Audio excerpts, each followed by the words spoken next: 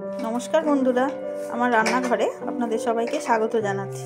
आजकेर पर्वे आपनादेर साथे एकटा गाजरेर परोटा रेसिपि आमी शेयार करब। आज शीतकाले এই गाजरटा खूब अवेलेबल थाके मार्केटे, ताई आमी गाजरेर परोटा रेसिपि आपनादेर साथे शेयार करब। এটা আমি গাজর কিছুটা দুটো গাজর আমি গ্রেট করে এটাকে মিক্সিতে পেস্ট করে নিয়েছি হালকা। আর এটা হচ্ছে আলু, কিছুটা আলু আমি সেদ্ধ করে এটা রেখেছি। আর এটা হচ্ছে আদা।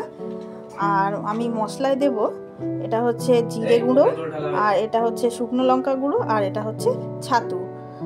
এইগুলো দিয়ে আমি ফিলিংটা বানাবো।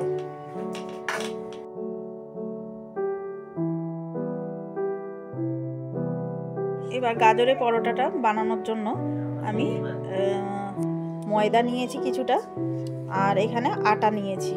এখানে আটা ময়দা মিক্সড করে পরোটাটা আমি বানাবো। এবার পরোটাটার ডোটা বানিয়ে নেব। তার জন্য প্রথমে নুন দেওয়া হচ্ছে, তারপরে এবার এর মধ্যে একটু চিনি দেওয়া হবে। চিনিটা কেউ দিতেও পারেন, নাও দিতে পারেন। তারপরে এর মধ্যে একটু তেল দেওয়া হবে, সাদা তেল ময়মের জন্য। আর সঙ্গে অল্প ঘি দেওয়া হবে। ঘি দিয়ে এটাকে ভালো করে মিক্সড করে নিতে হবে। আর ওই ময়ম দেওয়ার পরে আরও একটু কালো জিরে উপর থেকে দিয়ে দিচ্ছি।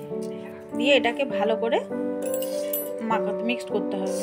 মিক্সড করে উষ্ণ গরম জলে হোক বা এমনি ঠান্ডা জলে এটাকে আটাটাকে মেখে নিতে হবে।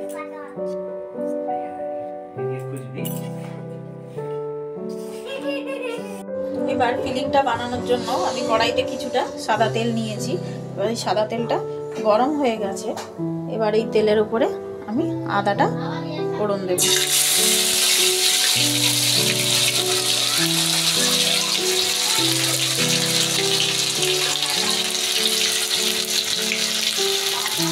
আদাটা দিয়ে একটু হালকা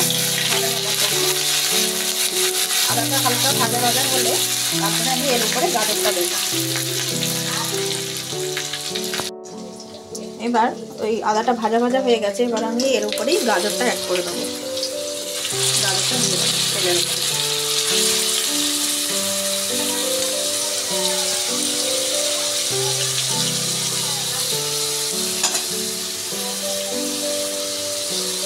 দিয়ে একটু হালকা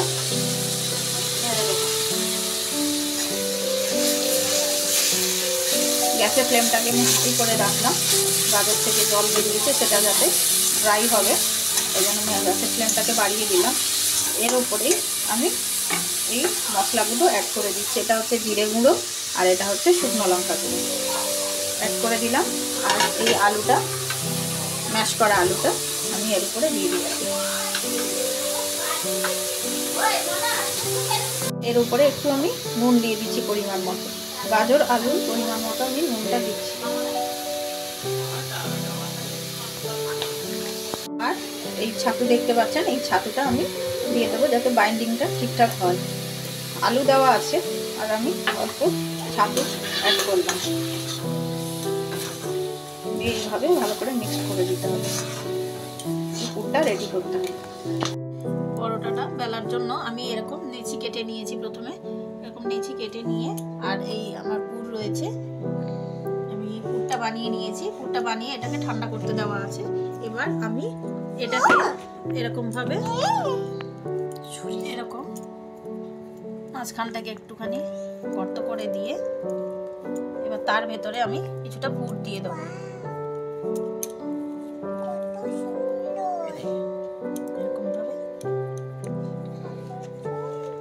কিছুটা পুর দিয়ে এবার এর মুখটা ভালো করে বন্ধ করে দেবো। এরকম ভাবে আমি ভেতরে পুরটা ভরে দিয়েছি। ভরে দিয়ে কিছুটা তেল লাগিয়ে নিয়ে এটাকে আমি বেলে নেব। পরোটাটা বেলে নেব। আমি গোল গোল মতোই পরোটা বানাবো। আর খুব বেশি পাতলা হবে না পরোটাটা, একটু মোটা থাকবে।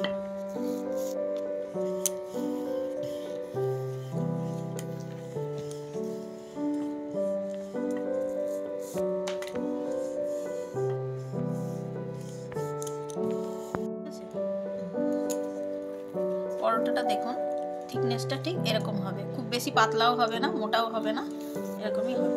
এটা আমি বেলে রেখে দিচ্ছি। আবার একটা নেচি নিয়ে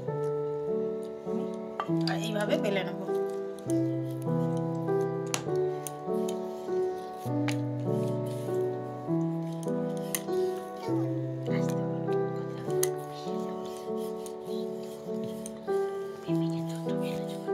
পরোটাটা এবার আমি ভাজবো। ভাজার জন্য আমি একটা ফ্রাইং প্যান নিয়ে নিয়েছি। এবার তার উপরে আমি এরকমভাবে হালকা তেল ব্রাশ করে দিচ্ছি। পরোটাটা আমি অল্প তেলেই ভাজবো। এবার পরোটাটা উপরে দিয়ে দিই। এক সাইড ভাজা হলে আমি আরেকটা সাইডে তেল ব্রাশ করে উল্টে দেবো।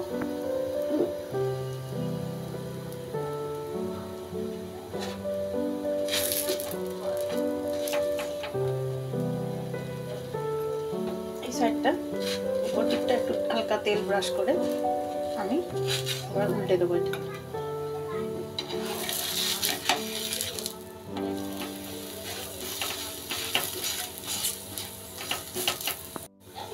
এইভাবে একটা সাইড হয়ে যাওয়ার পরে আমি উল্টে দিয়েছি আর একটা সাইড। দেখতে পাচ্ছেন হালকা লাল লাল হয়ে গেছে, হালকা হালকা ফুলছে। দুটো সাইড মোটামুটি আমাদের ভাজা হয়ে গেছে।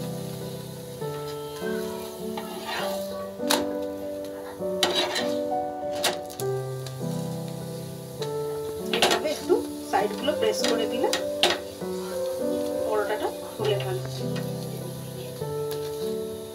আর একটা পরোটা ভেজে আপনাদের দেখাচ্ছি।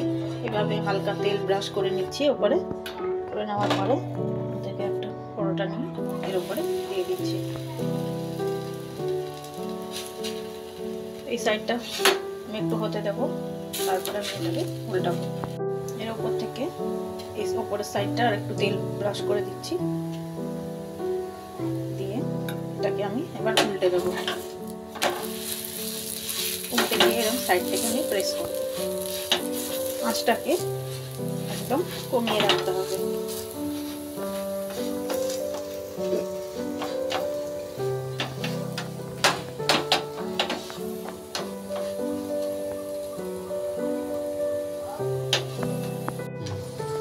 দেখুন পরোটাটা দু সাইডে আমাদের ভাজা হয়ে গেছে। এবার আমি এটা আচারের সাথে পরিবেশন করব।